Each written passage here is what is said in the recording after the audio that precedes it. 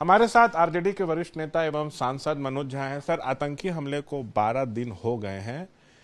पाकिस्तान को लेकर उसके खिलाफ एक के बाद एक बड़े कदम उठाए जा रहे हैं। आप लोग संतुष्ट हैं या और कोई ठोस कार्रवाई की उम्मीद रखते हैं? देखिए, बहरहाल आप सबको, हम सबको स्मरण रखना चाहिए कि बीते 10-12 वर्षों में इस सरकार ने रेटोरिकल पोजीशन बहुत लिया है।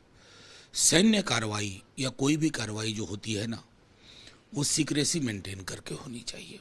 बीते दिनों में देख रहा हूँ कि कुछ लोग ढोल नगाड़े बजाने लगते हैं। नहीं, जब पाकिस्तान के 2 टुकड़े हुए ना, विश्व का मानचित्र बदल गया, बांग्लादेश का जन्म हुआ। तो उसके लिए 4 दिन पहले तक किसी को पता नहीं था कि क्या होने जा रहा है। अपनी सेना पे, उसके शौर्य पे, उनकी समझ पे हमें भरोसा रखना चाहिए। और ये जो भाजपा का नैरेटिव मीडिया के एक वर्ग में ये कर दिया, वो कर दिया, ये चीज़ें नहीं होती हैं। देश आहत है। मुझे स्मरण है कि जब चाइना के साथ भी हुआ, आपने टिकटॉक बैन कर दिया। मतलब ये रिटोरिकल चीज़ें हैं। इससे उन आंसुओं पर विराम नहीं लगता है जो आंसू लगातार बह रहे। ना सिर्फ वो जिन्होंने अपनों को खो दिया, बल्कि पूरा देश। मैं समझता हूँ उसी संदर्भ में इसको संजीदगी से देखा जाना चाहिए। सर, उधर पाकिस्तान के कई नेता हैं, जैसे बिलावल भुट्टो हैं और कोई, भारत को लगातार धमकी दे रहे हैं। आप बेकार उनके बातों को इतनी गंभीरता से लेते हैं। मैंने इससे बड़ी धमकियां पढ़ी हैं, जुल्फिकार अली भुट्टो ने दी थी। कहाँ है इतिहास में? बिलावल जी या कोई भी उनके जो नेता हों, थोड़ा इस बात को स्मरण करें कि इतिहास में भारत कहाँ दर्ज है। भारत तो अपनी तमाम चीज़ों, हमारे अपने पॉलिटिकल डिफरेंसेस होते हैं डोमेस्टिक इश्यूज पे, लेकिन भारत एक स्वर में बोलता है। वो चीज़ पाकिस्तान में तो नहीं हो पाई, क्योंकि आपको जमहूरियत का स्वाद ही नहीं मिला, डेमोक्रेसी का स्वाद नहीं मिला। हम यहाँ चुनाव लड़ते हैं, कभी जीतते हैं, कभी हारते हैं, लेकिन हमारी डेमोक्रेसी महफूज रहती है। भारत एक तरह से सोचता है। यहाँ का हर धर्म, यहाँ की हर जाति राष्ट्रीय सुरक्षा के दृष्टिकोण में कोई मतभिन्नता नहीं रखती। तो इधर जातीय गणना देश भर में कराने का निर्णय केंद्र सरकार ने अचानक से ले लिया। इसकी मांग तो आप लोग कई वर्षों से कर रहे हैं और बिहार चुनाव को लेकर बड़ा दांव माना जा रहा है। इंडिया के नेता इसको भुनाने में भी लग गए हैं, लेकिन ये कब होगा अभी कुछ पता नहीं है, ना कुछ बजट रखा गया है।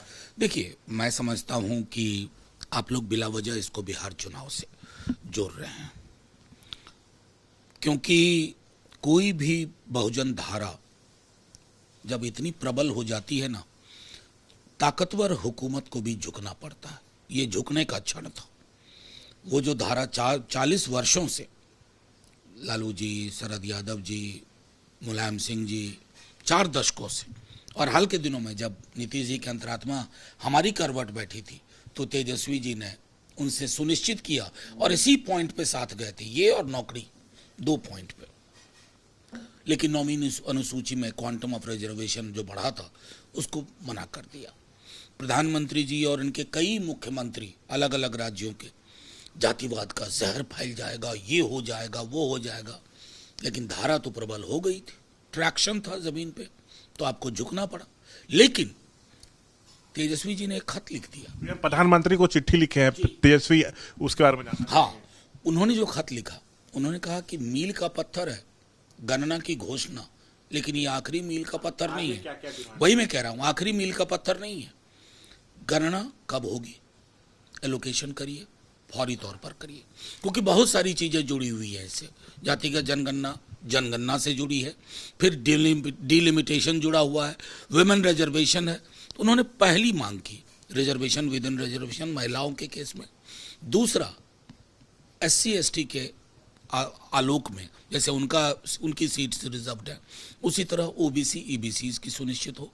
आरक्षण का दायरा आंकड़ों के संदर्भ में बढ़ाया जाए, इसको 9वीं अनुसूची में शामिल करते हुए किया जाए सुनिश्चित, इसको महफूज बनाया जाए, और प्राइवेट सेक्टर में रिजर्वेशन की व्यवस्था हो। आय की असमानता को खत्म करने के लिए पहलकदमियां ली जाए।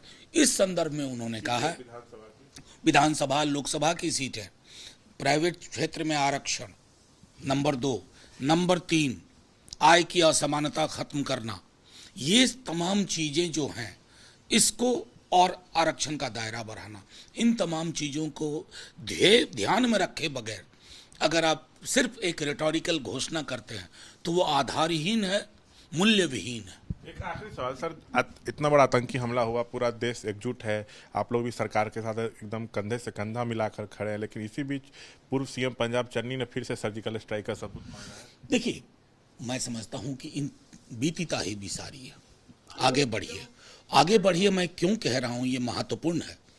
कई मसले हैं जिससे जहन आहत है, मन आहत है पूरे देश का।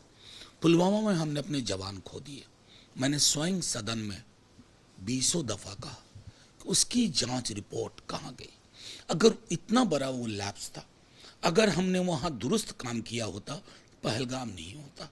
हर मौत, हर दुखद मौत एक कहानी छोड़ के जाती है।